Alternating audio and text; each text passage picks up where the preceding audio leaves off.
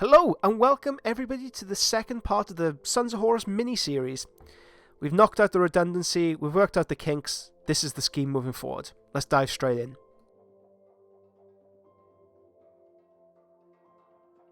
Let's get all our paints out in front of us, shall we? So we're using basic skin, Sons of Horus green, Cyberite green and Lupercal green. And we are applying this on top of a base coat of decayed metal. Now when I did this, I sponged it on. Moving forward, I'll simply airbrush this layer. Once the decayed metal has been applied, I apply two very thin coats of hairspray across the entirety of the miniature. Now, different hairsprays in my experience have different qualities to them. More often than not, don't cheap out on this. Buy the somewhat expensive stuff. I use Silver Crin, 5 maximum hold. Comes in useful as well if you're trying to do your hair in the morning. If you don't have access to this, simply replace the hairspray with realistic chipping fluid from AK Interactive. It does exactly the same job, and you know exactly it will work every single time. So apply 2 to 3 layers across the entirety of the miniature. Allow it to completely dry. Don't use any heating to help speed up the process, and then apply 2 to 3 layers of Lupercal green across the entire miniature, and this is thinned roughly 1:1 paint thinner, and we also use 20 psi through the airbrush. Whenever we use the hairdryer, it's always with the cool setting. Very, very important. Always use the cool setting. Okay, next up, Cyberite green is added. As you can see, thinner first in the cap. I'm using life color thinner in this case. Then I use Cyberite green, and we have a dilution of roughly 2 parts paint to 1 part thinner.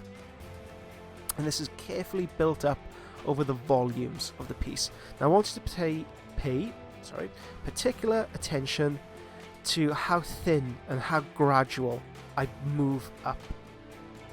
I do not try and aim for that one coat blat coverage. It's the worst thing you can do, especially with this kind of volumetric build up across the entirety of the miniature, is to try and aim for that one coat coverage. No. We need to start by building up on the top highlights and gradually blend ever more. Okay, let's break this process down a little bit more. When we look at a miniature, I like to break it up into separate parts, into separate portions. The shoulder pads, for example, are somewhat domed. The chest pad is somewhat rectangular, etc, etc. And I always try and express the volumes of the piece through the airbrush work.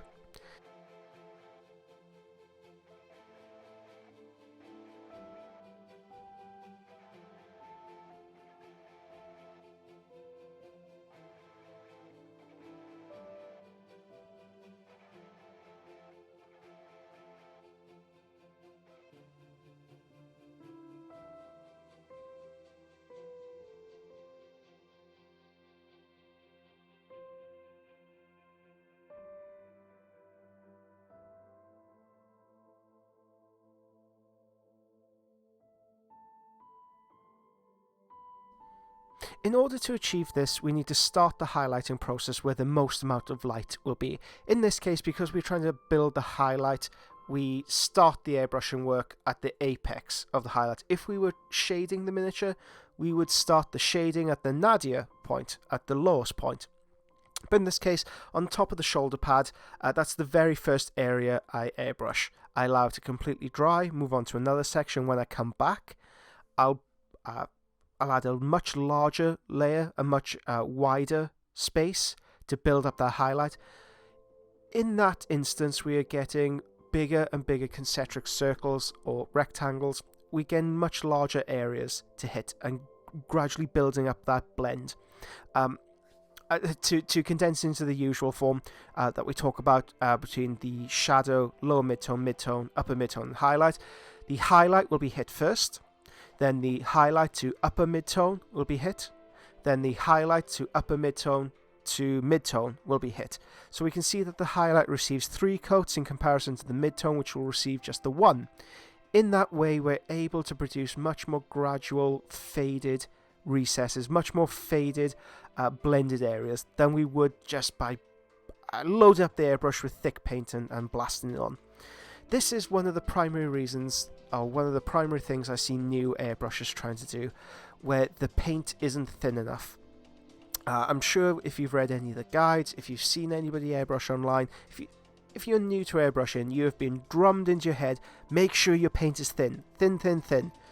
Once you have your paint that thin, well, what then? How do you start building up those glazes, those highlights?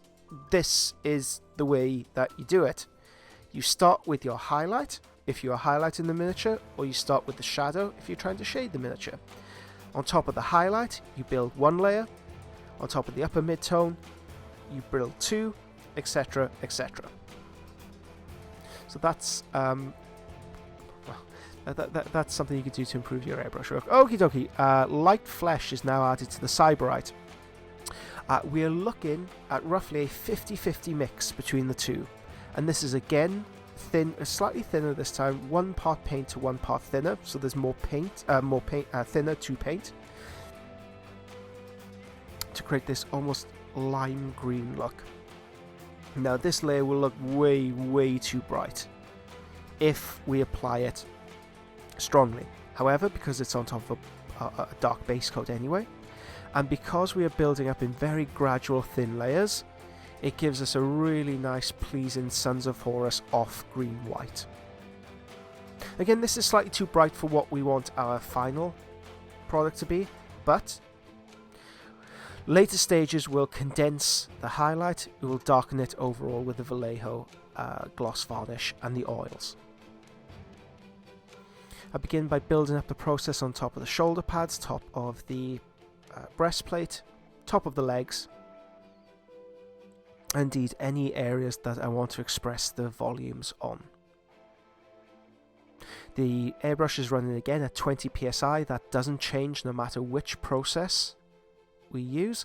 I'm one of these painters. I started with a really crappy Chinese compressor that I kicked very early on, accidentally. I kicked the PSI gauge off, and the last thing I remember, it was on 20 psi. So that's how I've learned how to airbrush, just with a single consistent airflow.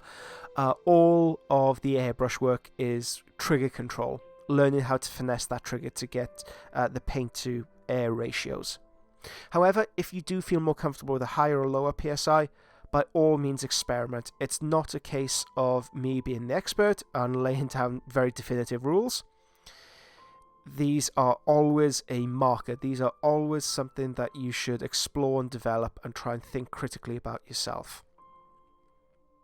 However, if you are just looking for an entry into things, 20 psi is a good psi to run things. You could do lots of different things with it. Okay, let's glaze all this together. Quelia Green Shade from Games Workshop. And this is about 3 parts paint, rather, to 1 part thinner. So there's a lot of paint in here in comparison to the thinner. Primarily the thinner's in here to stop the mechanisms from seizing up. And this is aimed firstly in the shadow. Once it's allowed to dry, I'll aim for the shadow to lower mid-tone, and I'll blend it up all the way to the mid-tone in a very gradual movement between the shadow and light. This is also to add a bit of extra saturation to the piece.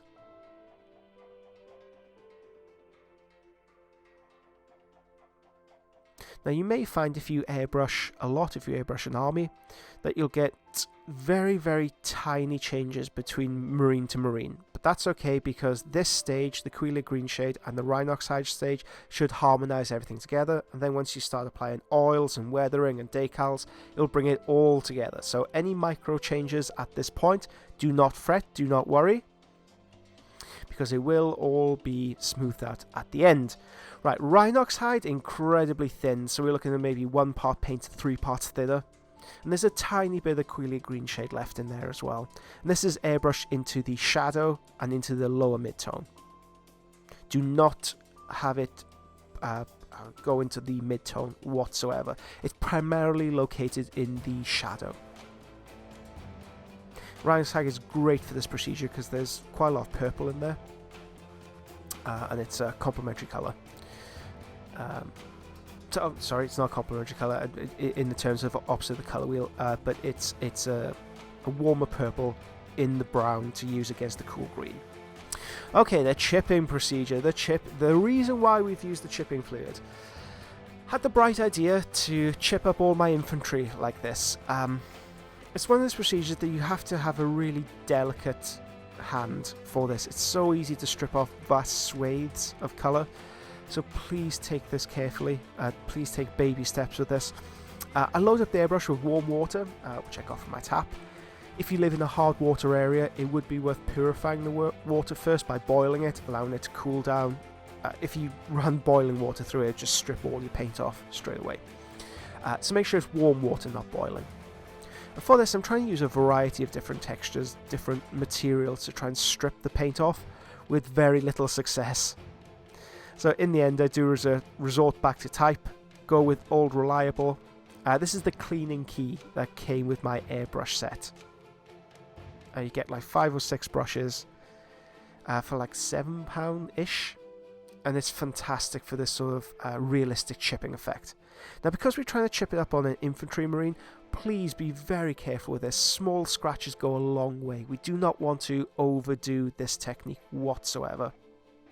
It's very easy to strip away lots and lots and lots of the armor plate and leaving the miniature look derelict rather than battle damaged.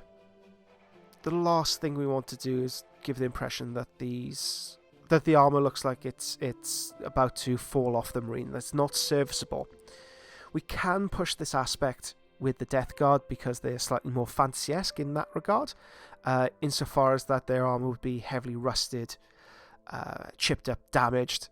It's more of a stylistic choice to push the weathering on those marines. But Sons of Horus, even though battle damaged, battle hardened, they won't have equipment that looks like it's about to fall apart or backfire. They will have well-maintained equipment. Another nice side effect of this procedure is that it does help with the blending a little bit. So as you add the warm water on top, it sinks through the paint, activates the weathering, the realistic chipping fluid, whether it be the hairspray or the actual AK interactive stuff, and it helps smooth together some jaunty blends. Not that you'd see any inaccuracies after this chipping effect, because it does, well, if you have any unusual spots that you've airbrushed, if you have anything that maybe you didn't do quite right first time round, well, this stage helps cover up just so many different flaws in your work. You can see with the brush, I'm using it a couple of different ways, from sliding it across the miniature to stabbing the miniature. The more domed, cleaner the surface, say the shoulder pad, I do like stabbing it. When it comes to harder areas like the bottom of his foot, the underside of his greave, along his knuckles, I like sweeping motions to give the impression that bullets have kind of ricocheted off the armor, or he's punched his way through some unfortunate creature. And this is done across the entirety of the green armor. I've mentally plotted out already which portions of the miniature will be in black and which ones will be in silver. So, and if any of these areas strip off too much, well, the secondary colour of the Sons of Horus is black. So if you have a knee pad that strips right the way the hell off, like, oh god, what am I going to do now? Well, you paint it black, and you add decals and weathering powder over the top, and nobody is the wiser.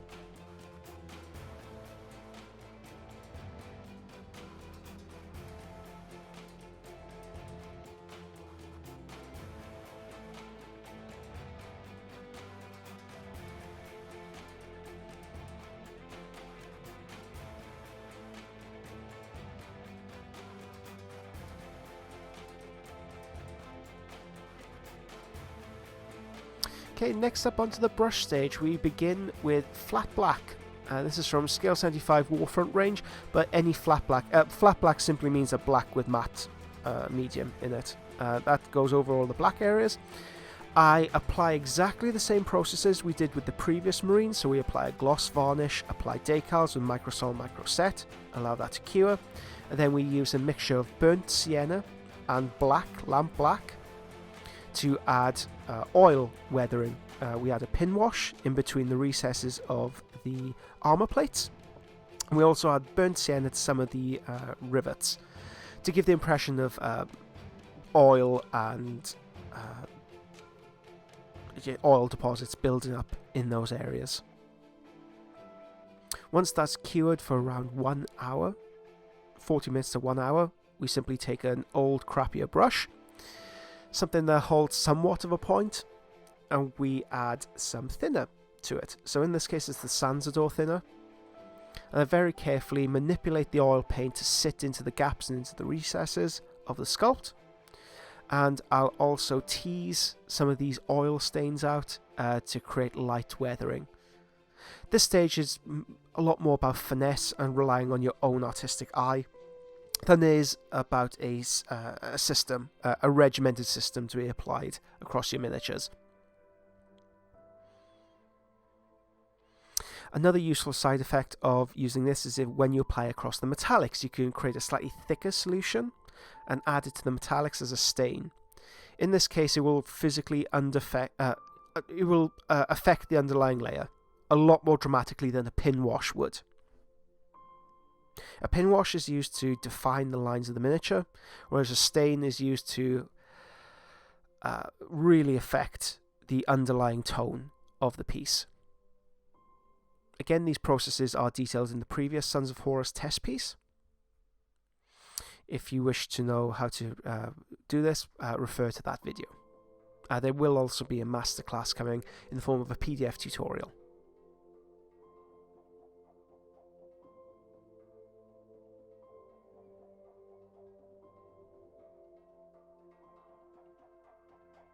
And even though this is a different marine, we can see just how similar this armour looks now we've applied the black and the silver and the decals to our previous piece.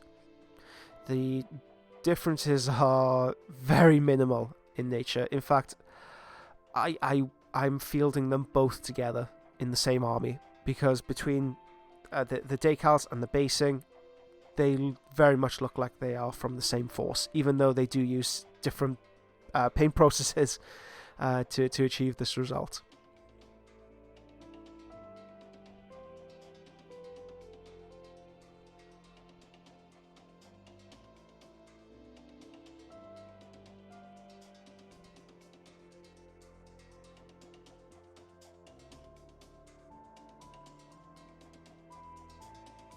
Okay, next up, the finesse stage with the brush. So I take all my previous colours, light flesh, Cyberite green, Lupercal green, Sons of Horus green. I'll apply them to the base, and I will highlight the miniature. Now, there isn't exactly recipes at this point. It's not like you can say 2 parts of this, 3 parts of that. You need to rely on your eye. To highlight, we need to create a lighter colour than the underlying piece. We've established the structure of the piece. We've established where the highlights and shadows should sit in relation to the miniature. It's the brush's job to express those to the maximum capacity. So we take, if you want to lighten it, simply add more light flesh into the mixture with Cyberite green. To darken it, simply add flat black into Lupercal green. That's it. And I know some of you may not enjoy mixing and matching colours in this imprecise manner, but we have such a gradual gradient on the piece. Relying on a formula at this stage, I think, would hold you back in certain aspects. You need to instead rely on your artistic eye, rely on seeing the colours and the gradients that we have in front of us, ranging from light to dark, and trying to analyse where the light should sit on top of the light and the dark on the dark. And once you become more confident with colour mixing and matching, you'll be able to more easily manipulate colour to what you want it to do. So starting off at this point, I know if you are slightly more regimented in the way you like to approach your miniatures, you could simply add an edge highlight using Cyberite green plus light flesh 50-50 with one another. You can also use a sponge in order to build up the texture of the armour, which is what we'll be doing from here on out. We are oscillating between sponge and brushwork in order to build up the appearance of a cracked, broken armour plate. We've also had a touch of Nakar in there, so that's that off-white you can see on the screen. I'm applying this in random spots where I think the most amount of battle damage. I'm trying to imitate the source book work in Betrayal, book 1 of the Black Library, the Forge World series of Black Books.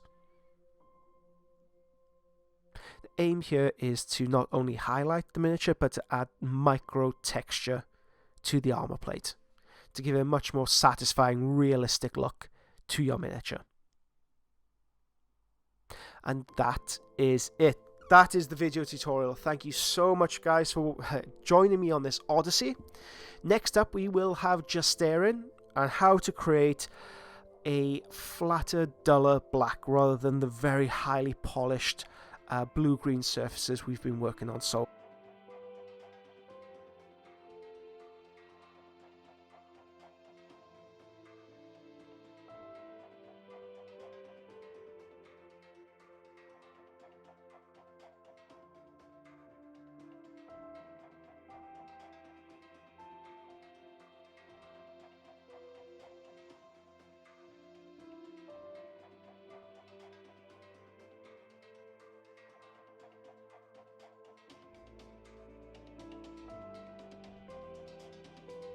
far. In between all of this, there will be a Airbrush 101 tutorial, as well as a sprinkling of other tutorials that we have lined up for you, which I'm really excited to bring you. If you have any questions, problems, concerns, you know where to reach me.